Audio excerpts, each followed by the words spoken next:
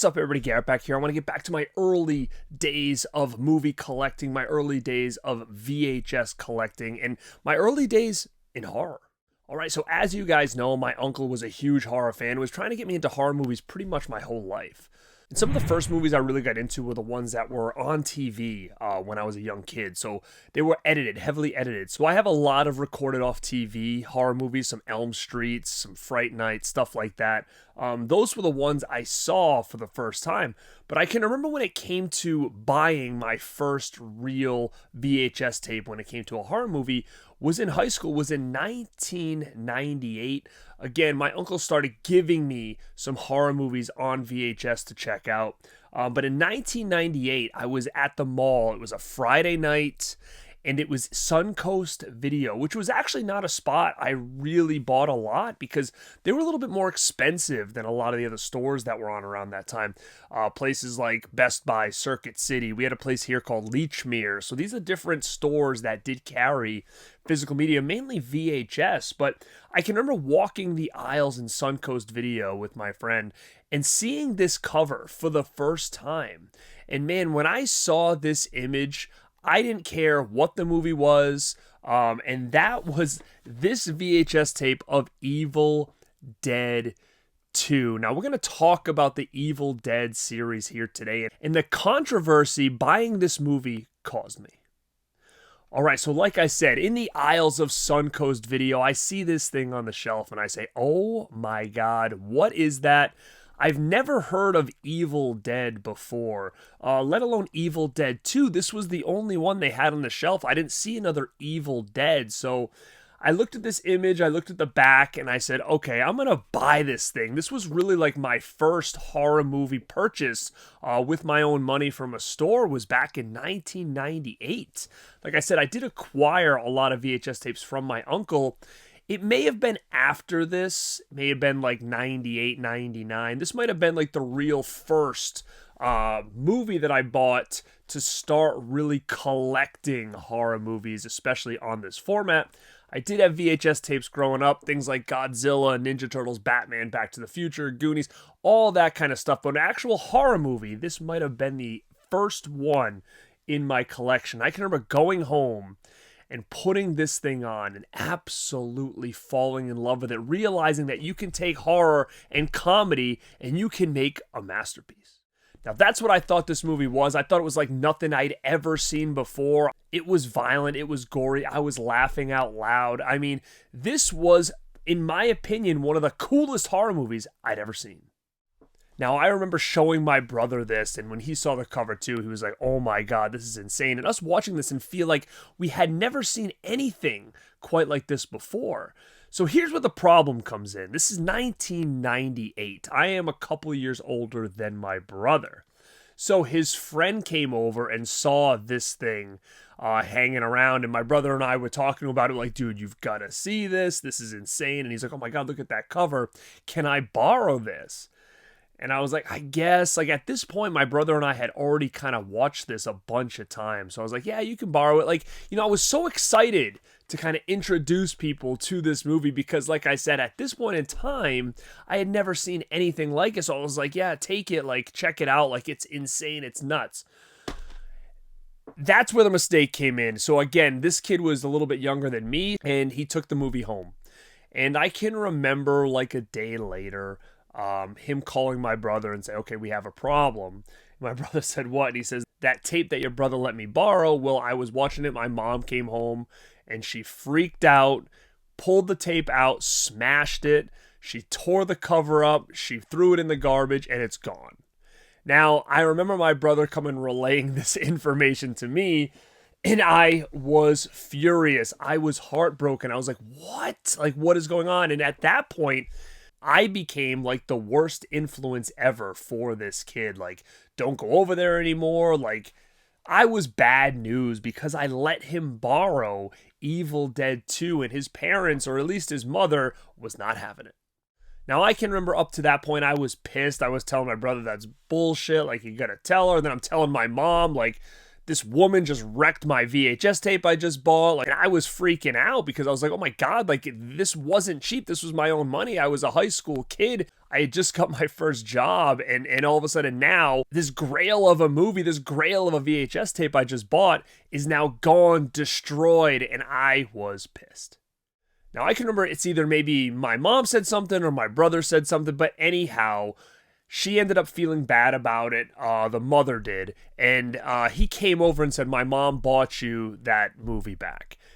So I have it. It's got a different cover on it, but I've got it. And he came into my house and handed me this. Now, again, at the time, I wasn't really, familiar with this franchise. This is the exact VHS tape. So this I had to repurchase because it was destroyed. This is what he came back with and said, my mom got it, but it's a different cover.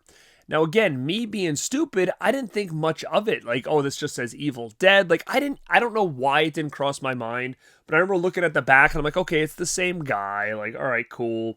And I had this in my collection. And then finally, after a couple weeks or something, I was like, oh, I'm going to watch it again. And I put this in and I was so confused because, again, Evil Dead 1 and 2, especially at the beginning, are very similar, but they're very different. This is a lot more low budget than Evil Dead 2 was, and I can remember being so confused on what had happened. I'm like, it's the same movie, but it's not the same movie. And man, it was my introduction to the original Evil Dead as well. So me buying and seeing part 2 for the first time almost kind of accidentally made me watch part 1 within the same month or so after I purchased it, because of the situation that we had. This is the one that was bought for me because this one was destroyed by that kid's mother. So I now have this in my collection. I watched it. I felt like this felt very more horror. The comedic elements had kind of not been as existent as they were in part 2. It was a lot more low budget, but this was scary. This was freaky. And I remember falling in love with it, and then later down the road, I was able to bring this back into the collection. But for a long period of time, this was the only Evil Dead I had in my collection. But it was an interesting story, to say the least, that how finding out about this Evil Dead franchise turned into this big controversy, and parents were just smashing tapes and throwing things away and purchasing the wrong one. But again, it's an interesting story in my physical media and horror journey that I wanted to share with you guys, because I do have this, and I recently picked up the rest of this style VHS. Like, if you don't know, when this came out on VHS, they had VHS and DVDs. Now, the DVDs I'm actually working on acquiring as well for my collection because they're super cool, super unique.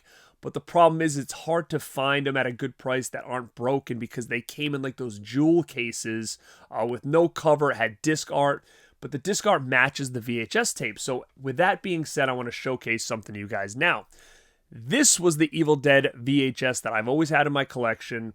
It was the only VHS I really knew about for a long time when it came to Evil Dead. But little did I know is that when this came out, there was also a lot of variant covers, which I do think is a pretty cool concept. I mean, we talk now about people buying the same movie over and over again. I get it. Things are different now, but this was really cool, and it came with this real cool artwork here. Like we said, this is a neat artwork. It's not really something we see often when it comes to Evil Dead. And then the next one, I recently acquired the other 3 to match this, and we have this one with Ash here. Really, really cool with this alternate art here. So again, it's basically the same thing. The spines are the same, but it's just different artwork. The backs are the same. And then the third cover is this one here. So again, we've seen something similar to this before. Then they had the 4th variant, which is a real cool cover, is this one here. This is so cool. It's so different. It almost looks like a romance novel or something like that. I love this. But it's really cool because when you have these all kind of lined up, it's really, really cool because, again, it's all uniform, just different colors. And man, I absolutely love this little collection here. But guys, It was an interesting story I wanted to share. I know you guys like to see some of these cool physical media releases, and what a better way to kind of showcase these than tell a little bit of a backstory too.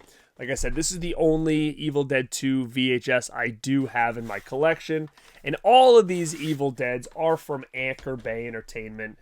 I love talking about that stuff. Guys, you're going to see a lot more Anchor Bay talk. I'm actually talking with the boys at Dead Pit about doing something a little bit more when it comes to Anchor Bay as well, and I think Christian might even be involved in it too. But guys, I love doing these stories, telling these wacky, wild stories of my physical media journey, my horror journey, my physical media collecting experiences. And I hope you dug this one, because I do have a lot more that I've got written down that I want to share with you guys. And let me know, did anything like this ever happen to you where maybe you were looked at as the bad influence, or the rad influence, I could say, for showcasing or showing somebody something like a horror movie at a young age, and maybe their parents not really being excited about that, and you being looked at as the bad guy, or your tape was destroyed, or your DVD was snapped, or something like that? Because I do have a very similar story to this I can talk about really quick, because it does not have to do with horror movies. But similar thing happened to me when I was a little kid. Like, I was in like first grade, and I went to a kid's house and I brought Double Dragon for the Nintendo, and his mother flipped out on me. Basically said, I don't want this garbage in my house. How dare your parents let you have this game? Because the first scene is where she freaked out when they punched the woman in the stomach and like carry her away. And she was pissed. And I can remember her ripping it out of the Nintendo. My friend Nate was like, no, because you remember back in the day when you took the game out without hitting power or reset, it like could screw your system up. And I just remember him freaking out, and her basically giving it to me and said, I don't ever want this in my house again. So Mom, if you're watching, I'm sorry. You're a great mother. She was very cautious, even though I was purchasing Evil Dead. I was a teenager when I bought this on my own at the mall.